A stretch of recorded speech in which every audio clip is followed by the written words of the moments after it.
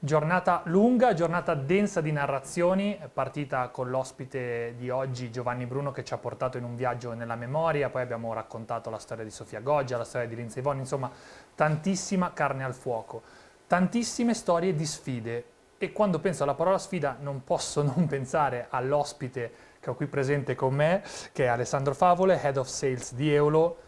Parlo di sfide perché quando si pensa alla connessione, quando si pensa al futuro, la connessione è un grande simbolo di futuro, Certo. immagino che Cortina, un posto fisicamente piccolo, anche distante ed è anche parte del suo bello dal resto del mondo, tutti la stanno guardando. Qual è stata la vostra sfida, scusami, per portare qui la connessione? Bene, ciao Jacopo, buonasera a tutti intanto e ai tuoi, come chiamarli? Video spettatori, internet spettatori, no? Martiri, no, non lo so. Martiri. Hai centrato il punto, nel senso che la nostra è un'azienda che ha raccolto una sfida, nel senso che abbiamo cominciato 15 anni fa a portare internet dove gli altri non arrivavano. Questo è il nostro payoff, il nostro sottotitolo, no? Per quelli che non masticano l'inglese. Sostanzialmente noi vendiamo soluzioni di connettività sostanzialmente per tutto il mercato, dai clienti consumer, quindi dalle abitazioni, ai clienti aziendali di qualsiasi tipologia, di qualsiasi dimensione, fino ad arrivare alla pubblica amministrazione. Dicevo, abbiamo cominciato con successo 15 anni fa, grazie all'intuizione del nostro presidente e fondatore, che è ancora a capo saldamente della nostra azienda, che ha inventato questa soluzione proprietaria di cui oggi tutti parlano, è stata sdoganata, si chiama FVA, è un acronimo che sta a raccontare una soluzione mista tra il fisso e il wireless. Noi portiamo connettività tramite onde radio. Per arrivare alla soluzione che abbiamo portato qui a Cortina e nella quale, devo dire, noi ci troviamo abbastanza a nostro agio, siamo posizionati appunto per portare internet nei piccoli comuni, nelle aree rurali, nelle aree suburbane, lasciando un po' più indietro le aree metropolitane dove i grandi player fanno il grosso del mercato. Queste soluzioni sono soluzioni molto flessibili e sono soprattutto, diciamo, installabili in queste aree dove sia morfologicamente che orograficamente è complicato portare servizio internet, quindi la fibra o comunque connettività col Certo. cavo. Quindi questa è la nostra soluzione. Durante gli anni oggi abbiamo più di 1.200.000 utilizzatori quotidiani sulla nostra rete, Caspita. abbiamo quasi 70.000 aziende tra i nostri clienti e molte pubbliche amministrazioni, a cui abbiamo dato la possibilità di includere i propri cittadini attraverso servizi digitali. Io sono molto contento di averti qui anche a livello personale, Grazie. perché ci sono dei temi che secondo me sono molto molto interessanti e che riguardano il benessere di tutti. Certo. Quando si pensa alla connessione, il primo pensiero che io faccio da utente è quanto veloce mi va il wifi per il video, la partita, lo streaming. Certo. In realtà la modernità non aspetta nessuno, si va avanti, tutto si digitalizza e quindi quando si parla di qualità della vita legata alla connessione si parla di scuole, si parla di pubbliche amministrazioni, cioè come si affronta una sfida che poi in realtà tocca tutti gli aspetti della quotidianità. Guarda, ci sono diversi aspetti. Ovviamente la pandemia, ahimè, che è stata, diciamo, un disastro a livello sociale, ha accelerato notevolmente l'adozione digitale dei servizi, no?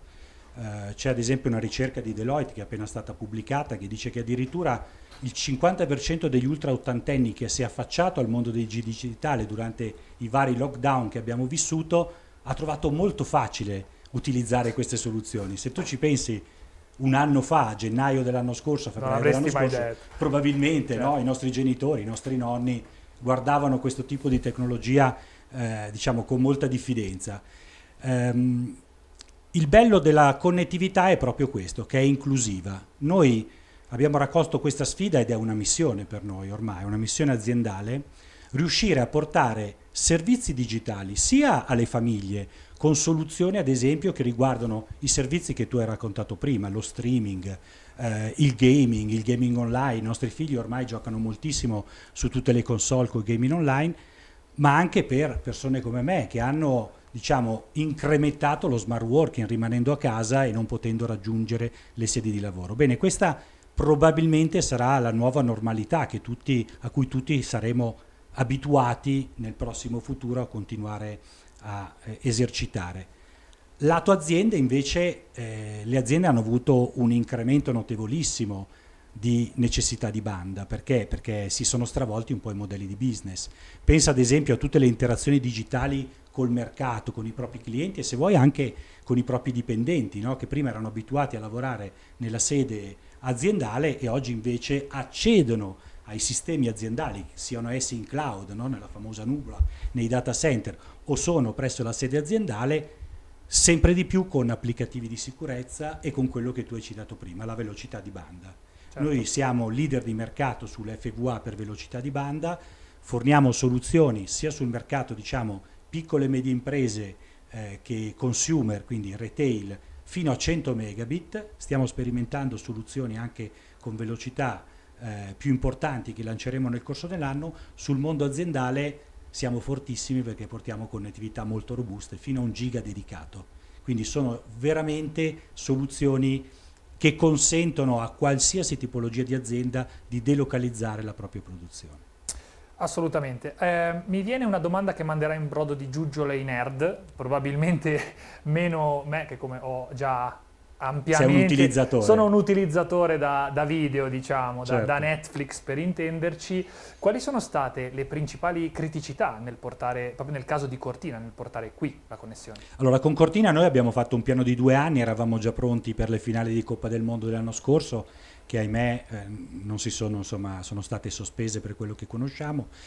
Diciamo, abbiamo fatto una serie di ampliamenti importanti, così da restituire al territorio anche un'infrastruttura veramente sovradimensionata rispetto agli utilizzi che vengono fatti. Abbiamo fatto 10 ampliamenti radio addirittura, fra Monterite, Colalto, Passo Gardena, Passo Giau, e oggi forniamo 2 connettività a 2 gigabit addirittura per Fondazione Cortina, una in Alexander Hall dove c'è il quartier generale e uno alla finish line di Rumerlo. Devo dire che sono stati investimenti importanti e abbiamo rifatto, ad esempio, avevamo una BTS, l'abbiamo completamente ristrutturata a Pocol e ricordo l'anno scorso, proprio pochi giorni dopo che raggiungemmo l'accordo con Fondazione, venne giù una nevicata impressionante e noi eravamo lì con i nostri tecnici che, tra le altre cose, ringrazio perché veramente hanno uno spirito di abnegazione, lavorano spesso in condizioni estreme, come potete immaginare qui, a 10-20 sotto zero, all'aperto, in altura, con certificazioni importanti, no? Perché poi per salire sui pali bisogna essere veramente molto bravi. Certo. Quindi li ringrazio di vero cuore. Questa è un po' la soluzione che abbiamo portato qui per Fondazione Cortina. Hai parlato, chiuderei con un passaggio sul tema della sostenibilità, Sì. perché hai parlato di interventi importanti.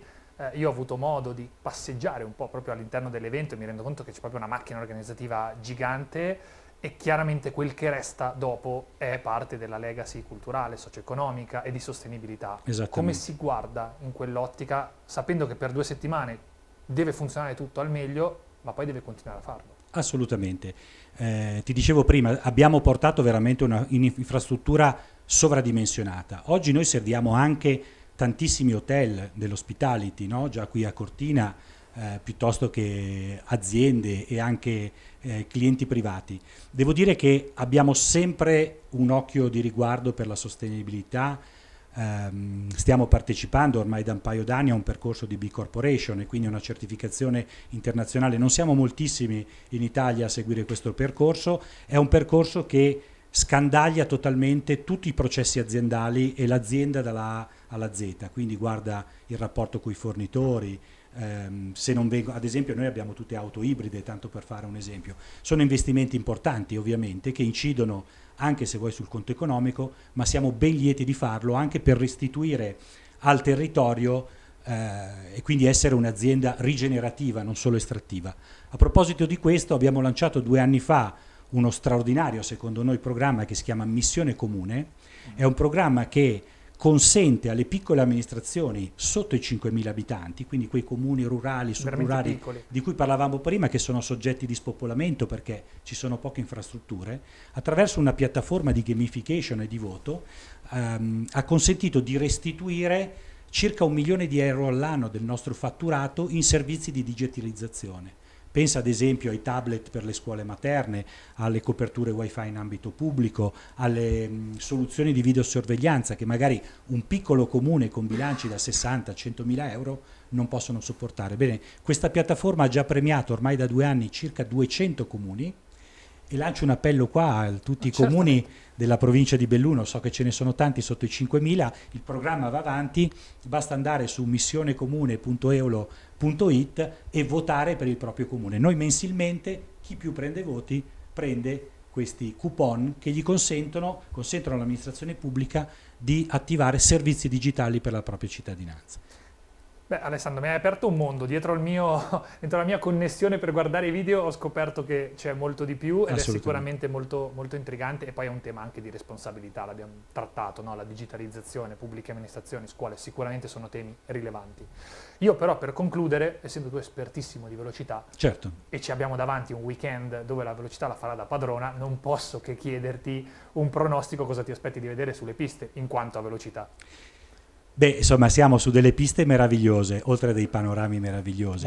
Qui ci sono campioni da tutto il mondo, ci aspettiamo veramente di divertirci. Le piste sono anche particolarmente impegnative, abbiamo visto quel poco di gare che abbiamo visto, comunque diverse uscite, speriamo sempre che nessuno si faccia male, ma questo è lo spirito dello sport, andare all'estremo, superare i propri limiti. Se vuoi sono un po' anche i valori della nostra azienda. Certo. Il nostro presidente fondatore ci tiene a tenerci in forma, siamo anche da poco diventati title sponsor di una squadra di ciclismo che si chiama Eulocometa e che proprio 2 giorni fa ha ricevuto la wild card per partecipare al Giro d'Italia. Quindi oltre agli sport invernali noi ci dilettiamo anche in quelli di pianura e dove si soffre un po' di più magari per il caldo. Do l'appuntamento a tutti dall'8 di maggio per la partenza del Giro, e intanto faccio l'in bocca al lupo a tutti gli atleti impegnati in questi meravigliosi giochi. Noi siamo veramente fieri di esserci al fianco di Fondazione. Devo dire che si percepisce ed è bello sentire questa passione. La velocità mi sembra chiaramente nel vostro imprinting, certo. Quindi io approfitto del tuo assist, saluto tutti quelli che ci hanno seguito, vi ricordo da domani comincia un weekend veramente all'insegna dell'adrenalina. Abbiamo già messo, diciamo, nell'albo d'oro i 2 Super G, ma i califfi della velocità tornano domani le ragazze, domenica gli uomini, tutti collegati perché arrivano le 2 regine, le 2 discese. Ci vediamo domani. Grazie, arrivederci.